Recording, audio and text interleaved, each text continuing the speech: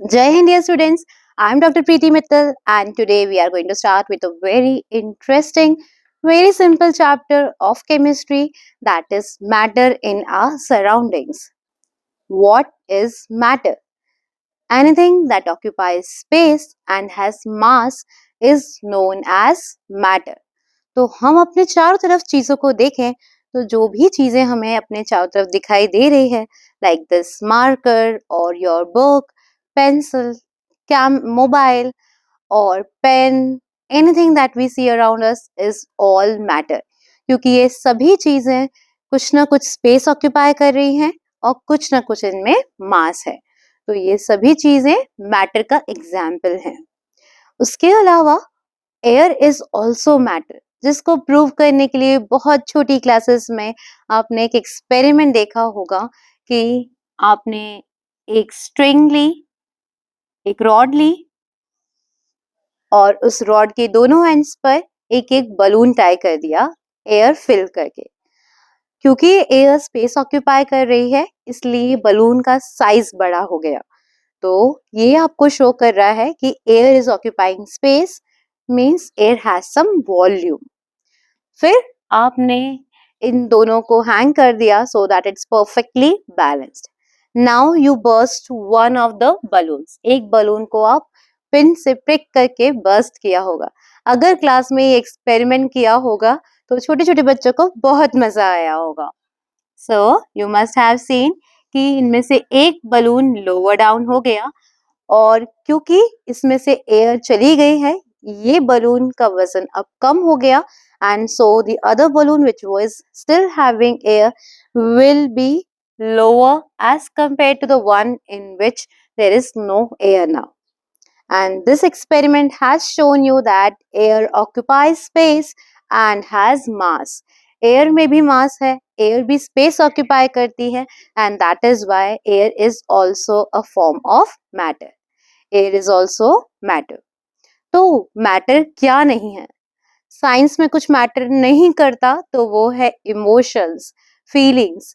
इन सब की कोई वैल्यू नहीं है साइंस में। Yes, it's true that these all are not considered as matter according to science, like emotions, love, hate, feelings. These all are not matter. Apart from that, all the things that we see around us, जो भी चीजें space occupy कर रही हैं या उनमें मास है, तो वो सभी क्या हैं? That are all matter. अगर हम स्मेल की बात करें तो smell as a sensation is not matter, but अगर हम किसी पर्टिकुलर चीज की स्मेल बात करें, like smell of perfume, so it's a matter because इसमें परफ्यूम के पार्टिकल्स हैं और जब भी पार्टिकल्स होते हैं तो that is considered as matter, क्योंकि उन पार्टिकल्स का कुछ ना कुछ मास होगा और वो कुछ स्पेस भी ऑक्यूपाई करेंगे। तो smell of perfume is considered as matter, जबकि अगर हम इन जनरल स्मेल की बात करें as a sensation, so that is not matter. Then matter के बारे में इंडियन फिलोसफी में भी बताया गया था, and it was considered that matter is known as पदार्थ, एंड एवरी पदार्थ इज मेड अप ऑफ पंच तत्व, that is sky, water, air, fire and earth. ये पंच तत्व हैं जिनसे सारे मैटर बने हैं, एंड इंडियन फिलोसफी के अकॉर्डिंग कहते भी हैं कि human beings are made up of पंच तत्व, सो दैट इज मैटर। अगर हम फिजिकल नेचर ऑफ मैटर की बात करें तो physical nature of matter shows that matter is made up of very tiny particles, and these particles are very very small. सारा matter, कोई भी मैटर की हम बात करें, every matter is made up of particles and these particles are very very small. Now let's have a look to an activity to show the same. We'll perform an activity to show that matter is made up of particles and these particles are very very small in size. So in this class I have taken some potassium permanganate solution. I have taken some potassium permanganate crystals and dissolved it in water. Now I'm taking approximately 10 ml of this and putting it in another flask. So you can see how quickly it diffused. Now I'm taking just 10 ml of this and putting again in clear water. So you can see that the color of this solution also changes. Now I'm taking just 10 ml of this and putting it again in clear water. So you can see that this solution also turns pink, but it's lighter than this because the number of particles are now less. Still, I'll be taking 10 ml of this solution and once again putting it in clear water. So you can see that still this solution has a light pink color. This shows that the particles are very small.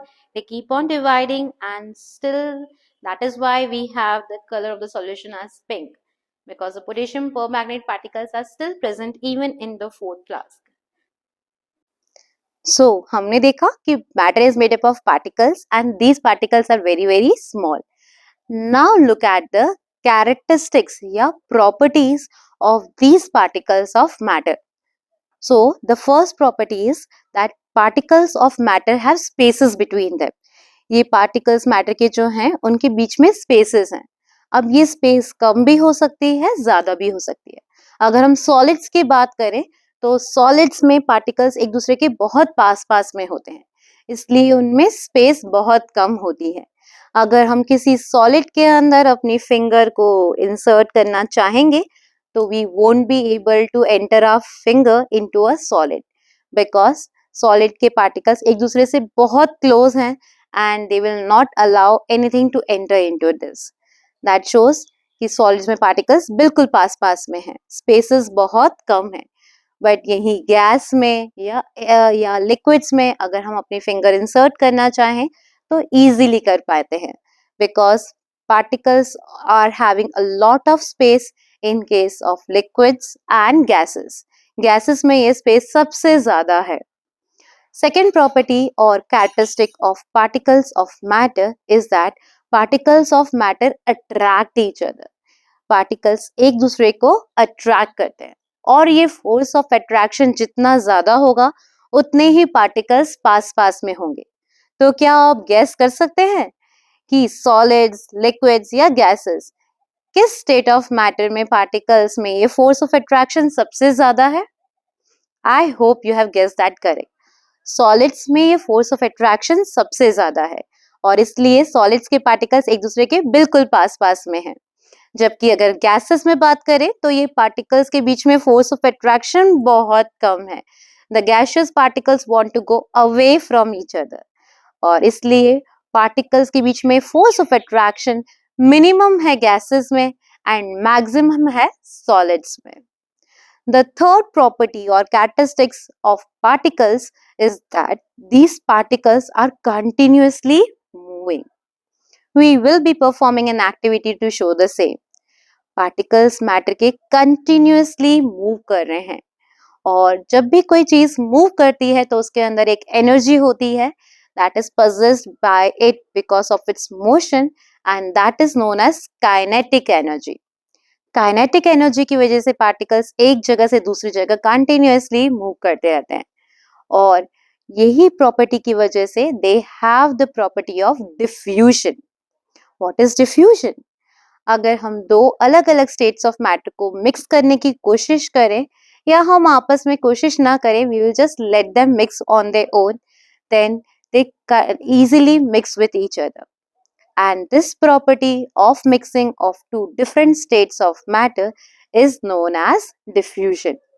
So let's look to an activity to show this diffusion. So let's see diffusion and I'm just putting 1 drop of potassium permanganate into water. I'm not going to mix that.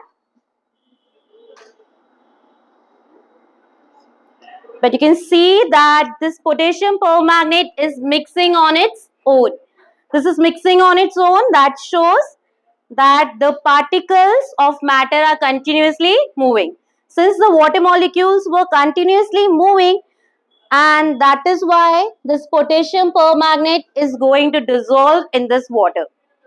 So it's mixing on its own. That is showing that the particles are continuously moving, that the particles have kinetic energy in them, and this process of mixing of two different types of matter on its own is known as diffusion. When two different types of matter are mixing on their own, that is known as diffusion. Now let's see how the rate of diffusion varies with temperature. So in one of the glass I have taken hot water and in the other one I have taken cold water. I'll be putting some blue, that is ujala, in both of these. I'll just put one drop of it in hot water and one drop of it in cold water. And let's see that in hot water you can see that its diffusion is very fast. It's very fast that it's going into the entire glass and it's getting mixed with the water. You can see that. But in cold water the rate of diffusion is really very slow. So you can see that how the rate of diffusion is so different in the two glasses. So that shows that rate of diffusion is directly proportional to temperature. The higher the temperature, the higher will be the kinetic energy, and so diffusion is also fast. And lower the temperature, kinetic energy is also low, and so diffusion is also very slow.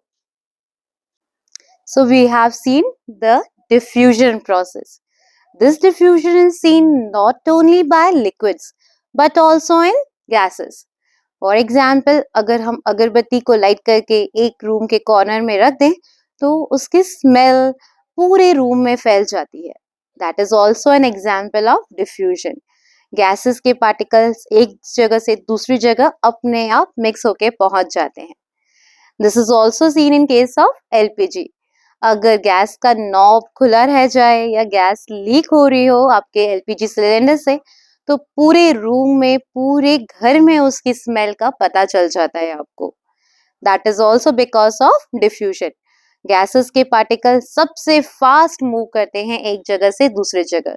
सबसे ज्यादा ये diffusion show करते हैं and that is why quickly हमें पूरे घर में पता चल जाता है दैट एलपीजी कहीं ना कहीं से लीक हो रही है.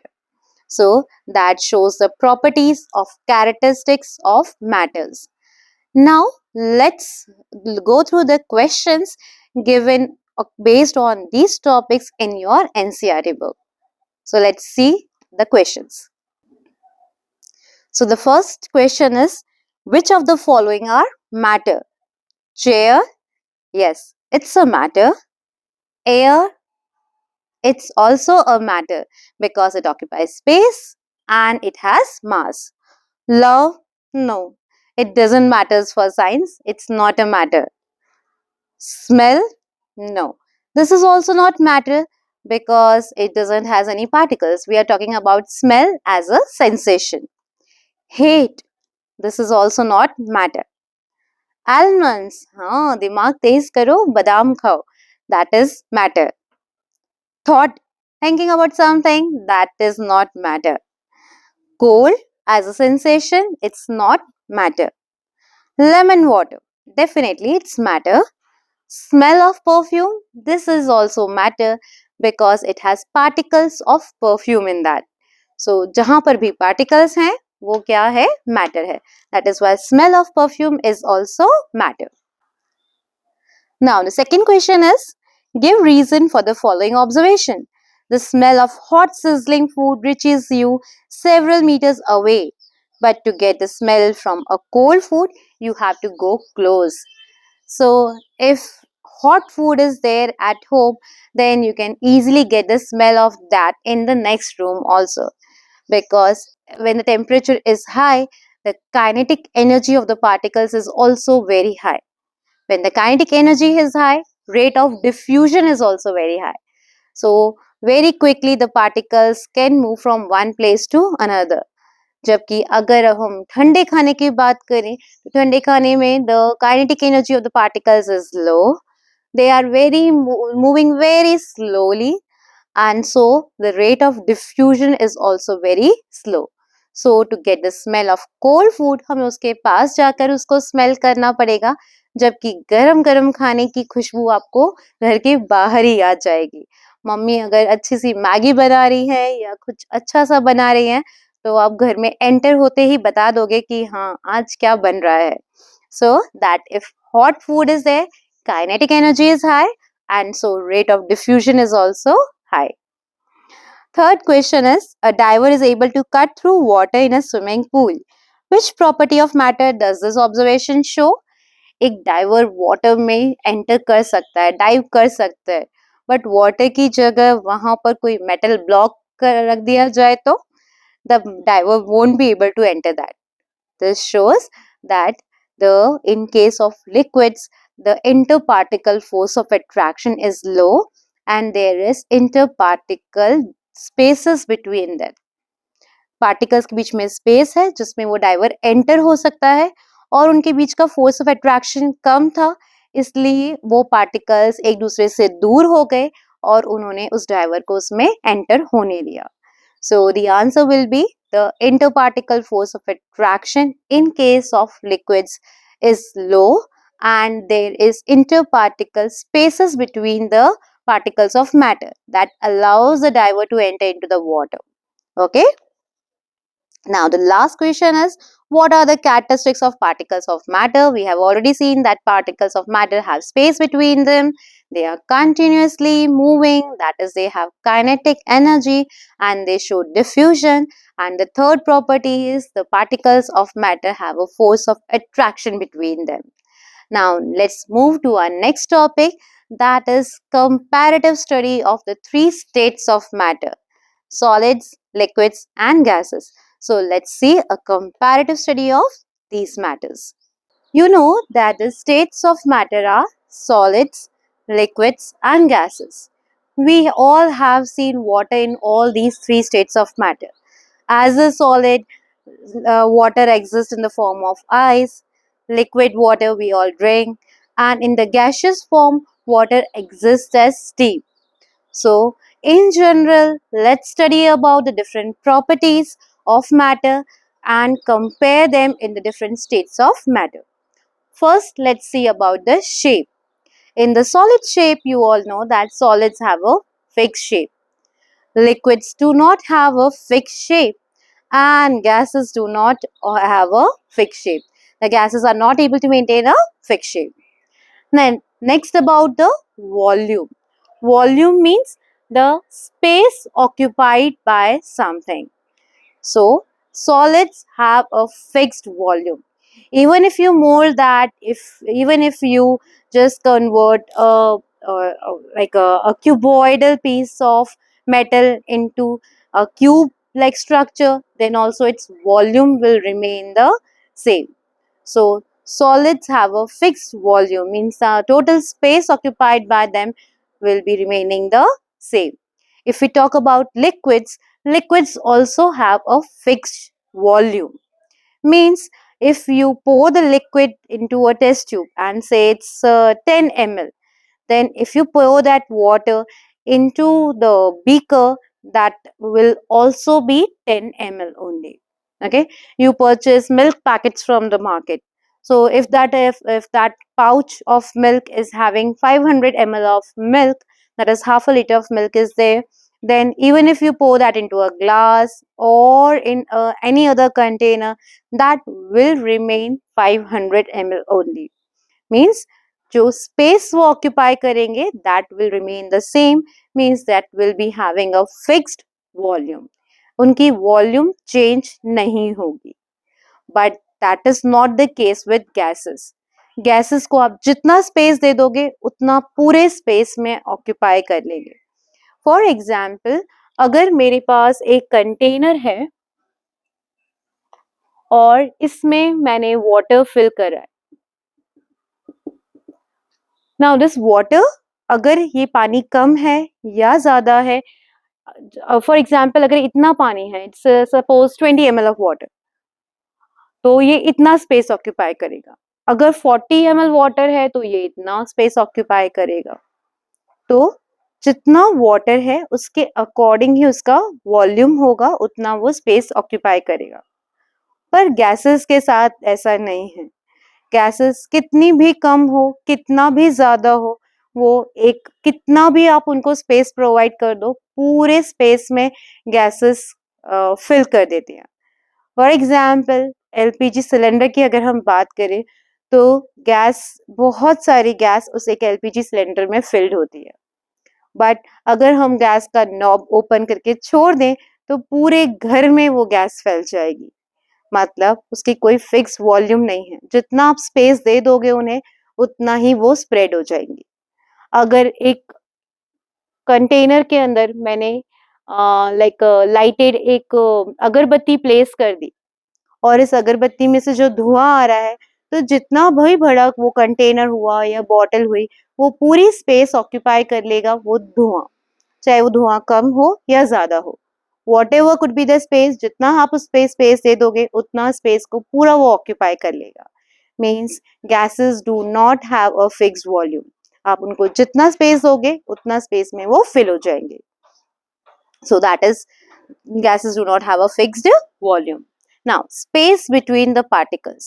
अगर हम interparticle spaces की बात करें तो solids में space between the particles is very very less, and the particles are having a very closely packed with each other. Particles एक दूसरे के बिल्कुल पास पास में हैं, उनके बीच में स्पेस बहुत कम है, and that is why if we want to enter our finger into the board or into some solid, then we won't be able to do that very easily because उनके बीच में space बहुत कम है।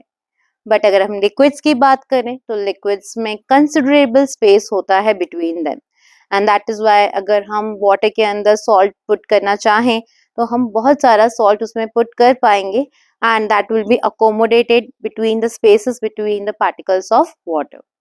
इसी तरह से गैसेस में भी बहुत सारा स्पेस होता है, and that is why I can freely move my hand in air. That is because of the property that gases में भी space between the particles is very large. Gases में ये स्पेस सबसे मैक्सिमम होता है और सॉलिड्स में सबसे minimum. Next is compressibility. Compressibility का मतलब क्या हुआ? कंप्रेसिबिलिटी मतलब आप फोर्स या प्रेशर अप्लाई करके अगर किसी सब्सटेंस की वॉल्यूम को कम कर सकें तो that is known as compressibility. अगर आपने फोर्स अप्लाई किया या प्रेशर अप्लाई किया और अगर आप उसको, अगर वो पहले ज्यादा स्पेस में आ रहा था and now it's occupying lesser space, that is known as compressibility. Solids have minimum compressibility. अगर आप सॉलिड्स को कंप्रेस कर भी देंगे, उसका शेप चेंज कर देंगे, स्टिल वो जितना वॉल्यूम पहले ऑक्यूपाई कर रहा था अभी भी टोटल वॉल्यूम उतना ही ऑक्यूपाई करेगा। Means compressibility in case of solids is minimal और नो कंप्रेसिबिलिटी। सिमिलरली लिक्विड्स को भी आप कंप्रेस करके कम जगह में वो आ जाए, ऐसा पॉसिबल नहीं है। तो लिक्विड्स में भी कंप्रेसिबिलिटी नहीं होती या बहुत कम कंप्रेसिबिलिटी होती है। But gases have a lot of compressibility, क्योंकि वो बहुत सारी जगह घेरते हैं। तो अगर आप उनको प्रेशर अप्लाई करोगे, फोर्स अप्लाई करोगे, तो बहुत थोड़ी सी जगह में वो सेम गैस बहुत थोड़ी सी जगह में आ जाएगी। और उसके कुछ एग्जाम्पल्स हैं हमारा LPG cylinder, that is having the liquefied petroleum gas that we use in our kitchen. Apart from that, CNG, compressed natural gas. उसके अलावा oxygen cylinders that are used in hospitals for patients. तो ये सभी examples हैं कि कैसे हम gases को कंप्रेस कर सकते हैं, उनकी वॉल्यूम को कम करके एक छोटी सी जगह पे बहुत सारी गैस फिल कर सकते हैं। एलपीजी सिलेंडर में, छोटी सी सिलेंडर में बहुत सारी गैस फिल्ड होती है। और ये गैस कैसे फिल करते हैं? गैस को कंप्रेस करके। गैस को कंप्रेस कर दिया जाता है so that it is occupying very little volume, और इस प्रॉपर्टी को ही कहते हैं compressibility. Means by applying force you can change the volume of a substance or volume of a state of matter, that is known as compressibility. Next is rigidity or fluidity. Solids are rigid. What is rigidity? Anything that tries to maintain its shape. कोई भी ऐसी चीज जो अपना shape change करना ना चाहे, maximum कोशिश करे कि वो अपना शेप चेंज ना करे, that nature is rigidity. Solids के बीच में फोर्स ऑफ अट्रैक्शन, पार्टिकल्स के बीच में फोर्स ऑफ अट्रैक्शन बहुत ज्यादा है, और इस फोर्स ऑफ अट्रैक्शन की वजह से एक दूसरे को पकड़ के रखते हैं। एवरी पार्टिकल ट्राइज कि हम अपना शेप चेंज ना करना पड़े। So that nature of solids is known as rigidity. But liquids and gases have fluidity. Both are known as fluids. Fluid is a common word used for gases as well as liquids because both of them can flow from one place to another. Fluidity means एक जगह से दूसरी जगह जाना.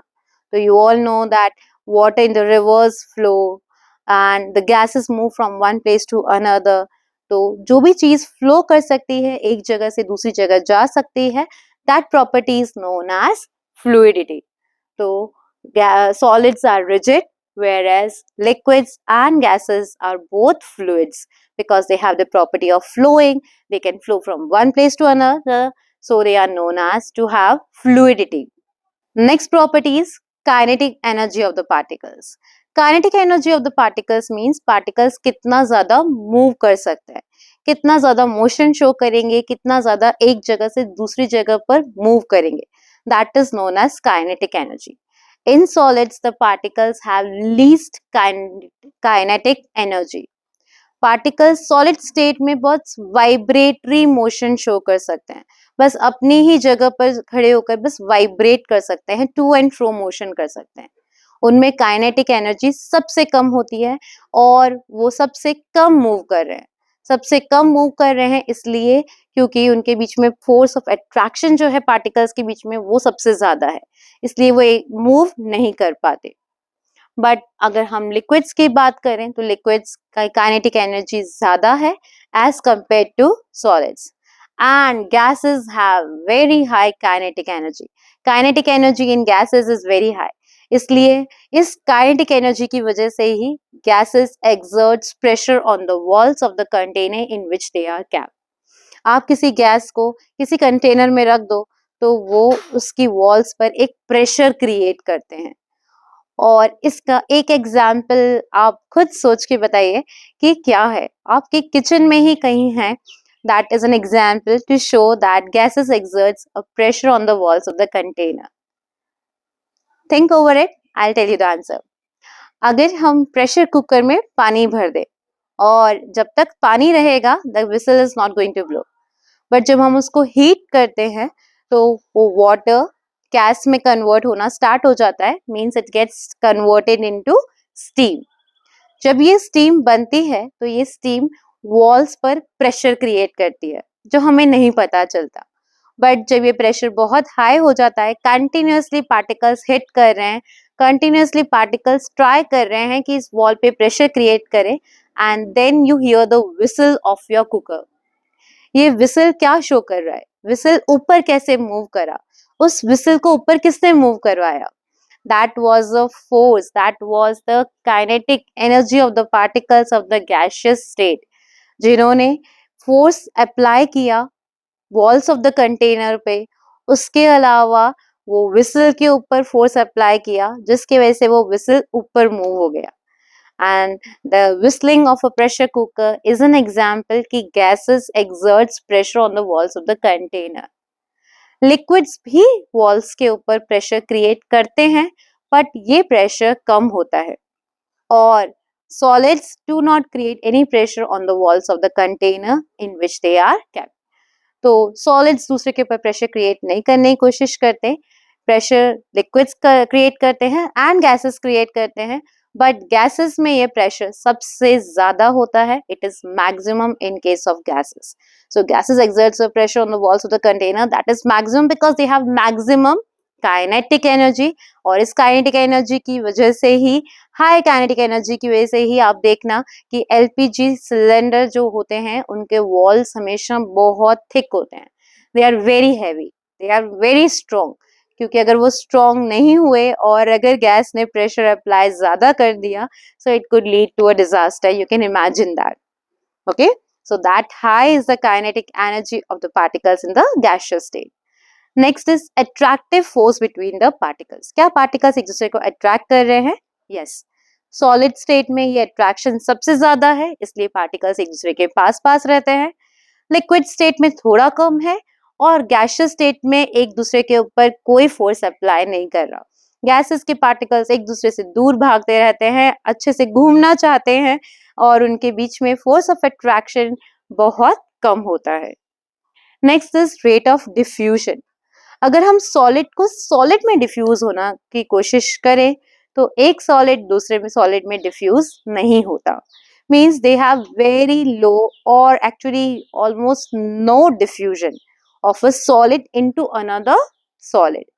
But अगर किसी solid को liquid में डिफ्यूज करने की कोशिश करें देन इट इज पॉसिबल। अगर हम कोई सॉलिड पीस है लाइक कुछ कॉपर सल्फेट के क्रिस्टल्स हैं, अगर उनको हम पानी में डालेंगे then there will be diffusion. Diffusion क्या है? Intermixing of the particles of two different types of matter. ये different types of matter मतलब different states of matter नहीं है।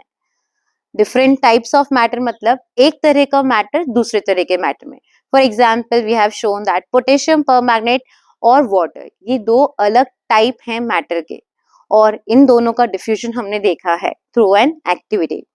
तो जब एक मैटर दूसरे मैटर में इंटरमिक्स हो पाए अपने आप without a help, that is known as diffusion. तो सॉलिड्स में बहुत कम या ऑलमोस्ट निल डिफ्यूजन शो करते हैं। Liquids show better rate of diffusion. Liquids में डिफ्यूज हो जाते हैं, सॉलिड्स लिक्विड्स में डिफ्यूज हो जाते हैं, गैसेस का भी डिफ्यूजन होता है लिक्विड्स में। And this diffusion of gases into liquids is very important, especially when we talk about aquatic life. Aquatic organisms को survive करने के लिए ऑक्सीजन, कार्बन डाइऑक्साइड की जरूरत होती है और ये gases diffusion के प्रोसेस से ही वाटर में मिक्स्ड हैं। एक्वेटिक प्लांट्स के लिए कार्बन डाइऑक्साइड जरूरी है, एक्वेटिक एनिमल्स के सर्वाइवल के लिए ऑक्सीजन रिक्वायर्ड है और ये दोनों गैसेस डिफ्यूजन प्रोसेस से ही वाटर के अंदर मिक्स्ड हैं। So this diffusion of gases into liquids is also very very important. Now if you talk about diffusion of gases into another gas, that is very fast. Gases एक दूसरे में बहुत ही fast diffusion हो जाता है। You know the example of अगरबत्ती और LPG cylinder अगर लीक हो जाता है तो उसकी स्मेल पूरे घर में फैल जाती है। These are the examples that show that the diffusion in case of gases is very very high. Next is about density. Density is mass per unit volume. एक फिक्स्ड वॉल्यूम में अगर एक फिक्स वॉल्यूम बना दिया हमने तो उस fix volume में कितना मास ऑक्यूपाई होगा, कितना मास होगा, तो that will be maximum for solids. तो अगर मैंने इतना स्पेस क्रिएट कर दिया और इसमें मैंने अलग अलग इसी स्पेस में मैंने अलग अलग चीजों को फिल करने की कोशिश करी, once a solid then a liquid and then a gas, तो यूजुअली सॉलिड्स की डेंसिटी सबसे ज्यादा होती है, लिक्विड्स की डेंसिटी सॉलिड्स के कंपैरिजन में कम होती है और गैसेस की डेंसिटी सबसे कम होती है, मिनिमम डेंसिटी होती है। That is usual but that is not fixed, because अगर हम एक सॉलिड की बात करें तो वो सॉलिड अपने सॉलिड स्टेट में फ्लोट करता है अपने लिक्विड स्टेट ऑफ मैटर के ऊपर। I hope you have guessed that ice floats on water. So the next question is Why ice floats on water? Solids की डेंसिटी तो ज्यादा होनी चाहिए लिक्विड्स के कंपैरिजन में, और ice and water both are the different states of matter of same water only. तो क्यों water has more density as compared to ice? The reason is ice जब फॉर्म होती है तो उसके बीच में एयर मॉलिक्यूल्स ट्रैप हो जाते हैं और इसलिए वो ज्यादा स्पेस भी ऑक्यूपाई करती है, and that is why density of ice even in the solid state is less than the density of water. इसे कभी एक्सपेरिमेंटली ट्राई करना आज ही। एक बॉटल लेना, लाइक कोई भी डिस्पोजेबल बॉटल, बिस्लरी और some any other disposable bottle, fill it up to the brim with water, पूरा पानी से भर देना, अब फुल पानी से भर देना है आपको, okay, and just try to place it on a table. आप देखोगे वो टेबल पे इजीली आप सीधा उसको रख सकते हो। अब उसको आप फ्रीजर में रख देना and let it freeze nicely, पूरी तरह से अच्छे से आइस बनने देना, है ना। आज रखना and just check it tomorrow. You will find that अगले दिन जब आप उसमें पूरी आइस फॉर्म हो गई है तो वो बॉटल का लोअर पार्ट थोड़ा सा, I'll just show you,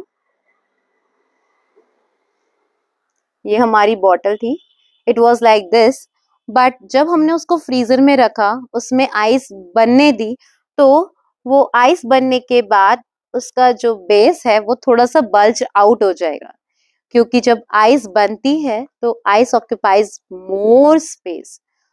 why it occupies more space? क्योंकि आइस के फॉर्मेशन के टाइम पर कुछ एयर ट्रैप हो जाती है उस आइस के मॉलिक्यूल्स के बीच में. आइस के पार्टिकल्स के बीच में क्या ट्रैप हो गई है? एयर. और इस ट्रैप्ड एयर की वजह से ही हमारी आइस वाटर के ऊपर फ्लोट कर पाती है, and because of this air bubbles only जो आइस है उसकी डेंसिटी वाटर के कंपैरिजन में कम होती है, and that is why our ice floats on water. Okay, so that bulged out bottle will be there, and now try to keep that bottle on that same table. You will find कि हमारी bottle अब अपने पैरों पर खड़ी नहीं हो पा रही. It is not able to stand straight because we are not able, because its lower portion is bulged outwards. Bulging की वजह से वो अच्छे से you can't make it stand on the table. Okay, so that is about density. Next is the effect of force or pressure. अगर हम solids के ऊपर प्रेशर या फोर्स अप्लाई करते हैं तो सॉलिड्स अपना मैक्सिमम ट्राई करते हैं कि वो अपना शेप चेंज नहीं करें. बट अगर ये फोर्स हमने बहुत ज्यादा लगाया, कितना ज्यादा, उनके पार्टिकल्स के बीच में जो फोर्स ऑफ अट्रैक्शन है उससे ज्यादा अगर हमने फोर्स अप्लाई किया तो या तो वो सॉलिड अपना शेप चेंज कर लेगा या फिर वो ब्रेक हो सकता है. For example, if I have a chalk, मैं उस पर फोर्स अप्लाई कर रही हूँ तो वो चॉक पीस ब्रेक हो जाएगा. तो सॉलिड्स या तो अपना शेप चेंज करेंगे अगर हम उनके ऊपर बहुत फोर्स अप्लाई कर रहे हैं तो, या फिर वो that will break under the effect of that force. Okay, अगर फिक्स्ड वॉल्यूम में रखते हुए हमने लिक्विड्स के ऊपर फोर्स अप्लाई किया तो उसमें उस फोर्स का कोई इफेक्ट नहीं देखने को मिलेगा. लिक्विड्स लिक्विड स्टेट में ही रहेंगे, वो उनका स्टेट ऑफ मैटर चेंज नहीं करेंगे. हाँ, liquids have a tendency to flow, तो अगर फोर्स अप्लाई किया तो वो एक जगह से दूसरी जगह डेफिनेटली मूव कर सकते हैं. They have fluidity, but force के अंडर में अपना वॉल्यूम चेंज नहीं करेंगे. बट अगर हम गैसेस पे फोर्स अप्लाई करते हैं तो गैसेस का स्टेट ऑफ मैटर भी चेंज हो सकता है. अगर हम लिक्विफाइड पेट्रोलियम गैस का ही अगर एग्जाम्पल लें तो वो गैस है, but why it is called liquefied? Because जब हम उस पर प्रेशर अप्लाई करके उसे गैस सिलेंडर के अंदर फिल करते हैं तो वो लिक्विड स्टेट में आ जाती है. And this conversion of a gas to a liquid state is due to the effect of pressure on that gas. Gas पे बहुत ज्यादा फोर्स या प्रेशर अप्लाई करेंगे तो पार्टिकल्स एक दूसरे के पास में आ जाएंगे. पार्टिकल्स एक दूसरे के पास में आ जाएंगे, they are very close to each other.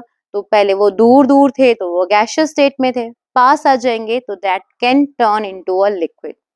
And for some substances they can even turn into a solid. One such example is carbon dioxide gas. Carbon dioxide gas के ऊपर अगर आप बहुत ज्यादा प्रेशर अप्लाई करोगे तो वो कार्बन डाइऑक्साइड लिक्विड स्टेट में नहीं आएगी. That carbon dioxide will be getting turned into a solid state, and that is how the gases can change their state of matter because of the effect of force or pressure applied on them.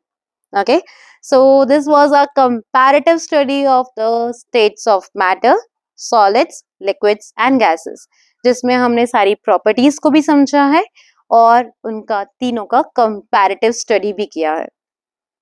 इसके अलावा अगर हम rubber band की बात करें तो rubber band, I told you that solids have a fix shape fix होता है, बट रबर बैंड को हम स्ट्रेच कर सकते हैं. तो रबर बैंड एक सॉलिड है या नहीं है? Yes, it's a solid, but अगर हम फोर्स अप्लाई करते हैं तो वो अपना शेप चेंज कर पाता है because it has the property of elasticity. और जब हम फोर्स अप्लाई करना बंद कर देते हैं तो it regains its original shape because the solids try to have their own shape, solids try to maintain their shape. अगर ये फोर्स हमने बहुत ज्यादा अप्लाई कर दिया तो वो रबर बैंड ब्रेक भी हो सकता है। सेकेंड थिंग, स्पंज, हमने कहा सॉलिड्स में they are not having compressibility, compressibility is almost nil. तो स्पंज को तो हम कंप्रेस कर सकते हैं, दबा सकते हैं, और वो अगर इतनी जगह ऑक्यूपाई कर रहा था दबाने से पहले तो दबाने के बाद वो इतनी सी जगह में आ जाता है। इज इट अ सॉलिड और not? Sponge is also a solid, but हम उसको कंप्रेस कर पाते हैं because it has air spaces in that. और इन एयर स्पेसेस की वजह से ही जब हम उसको कंप्रेस करते हैं तो वो एयर स्पेसेस में से एयर बाहर आ जाती है and we are able to compress that sponge to a smaller space. Okay, isn't that interesting? One more such example. I told you that solids have a fixed shape, but अगर हम sugar या salt को किसी box में fill करते हैं तो depending on the shape of the container they take their shape. तो क्या वो solid है या नहीं है? Yes, they are also solids because अगर आप इंडिविजुअल क्रिस्टल को देखें, इंडिविजुअल क्रिस्टल ऑफ शुगर और individual crystal of salt, they try to maintain their shape, but as a whole अगर हम सॉल्ट के पैकेट की बात करें या शुगर पैकेट की बात करें तो वो कंटेनर का शेप इसलिए ले लेते हैं क्योंकि वो क्रिस्टल्स बहुत छोटे छोटे साइज के हैं। But individual crystals always try to have their fixed shape and that is why they are also solids only and they also have a fixed shape only. Now I'll shift to side so that you can take a screenshot if you want, and then we'll move on to the questions given in the NCERT book based on the topic that we have seen just now. So I'll shift to side, but before that I'll erase the things that we have drawn extra. So you can take a screenshot now. I'll just shift to side. Now let's discuss the question answers given in the NCERT book based on this topic. So the question number 1 is page number 6, question number 1. The mass per unit volume of a substance is called density. You have to arrange the following substances in the increasing order of their density. So we have to start with the thing that is having the least density. So which thing will be having the least density? That is air. Second number, it will be exhaust from a chimney. Why exhaust from a chimney? Because exhaust from a chimney is having more particles in it and so it will be more dense as compared to air. The third in the number will be cotton because the fourth one is water, and you all know that cotton floats on water. So cotton will be less denser as compared to water. Next after water it will be honey, because if you pour some honey into water then the honey will be moving down slowly and it's more denser as compared to water. Next one will be chalk. If you want to compare the density of chalk and honey, pour both of these things one by one into water. You will find that honey will be moving slowly down the water and chalk will be moving quite quickly into water and it will be going to the bottom. So that shows chalk is more denser as compared to honey. Next will be obviously iron. Iron is the heaviest or the most denser of all of these. Next you have to write the differences of the characteristics of the states of matter that we have already done. Next you have to comment on the following, means you have to explain these properties and compare it on the three states of matter. So the first is rigidity. So solids show rigidity, means they try to resist any change in its shape. Second is compressibility. Compressibility means if you apply some force or pressure on something and it's able to change its volume, then it is called compressibility. This property of compressibility is there only in gases. Next is fluidity. Fluidity means something that can flow from one place to another or move can from one place to another. So liquids and gases both have the property of fluidity. Next is filling a gas container. So which property of matter will you use when you have to fill a gas container? So when you have to fill a gas container, you have to apply pressure that will decrease the intermolecular spaces between the gas particles, and so the gas particles will come closer to each other, and that could even change the state of matter from gas to a liquid. So that is why we have liquefied petroleum gas with us. Next is shape. So we already compared that solids try to maintain a fixed shape. Liquids and gases both do not have a fixed shape. Kinetic energy. Kinetic energy means the energy possessed by the particles because of their motion.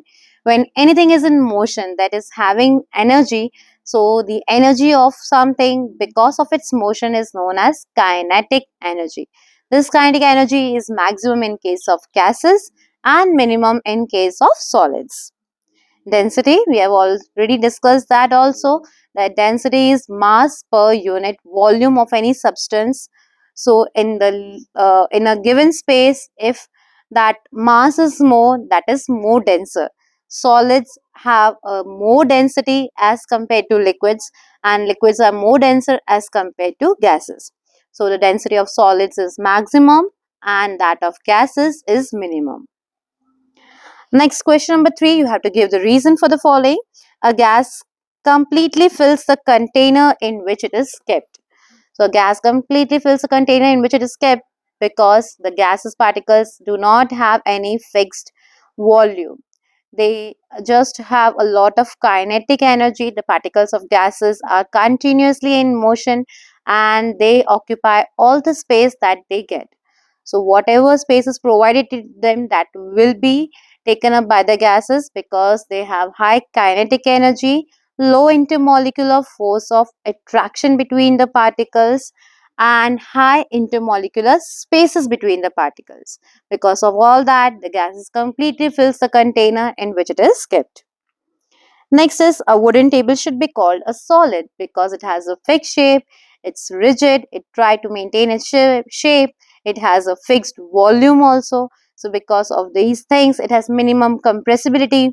So because of all these things, it should be called a solid only. We can easily move our hand in air but not do the same thing through a wood block except for a karate expert.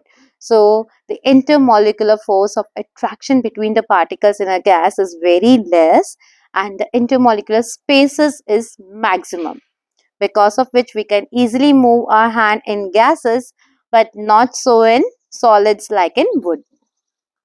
Next is liquids generally have a lower density as compared to solids, but why? Ice floats on water. So we have already discussed that during the formation of ice from water, the air molecules get trapped between the particles of water, and so that air trapped in that makes the ice less denser as compared to water.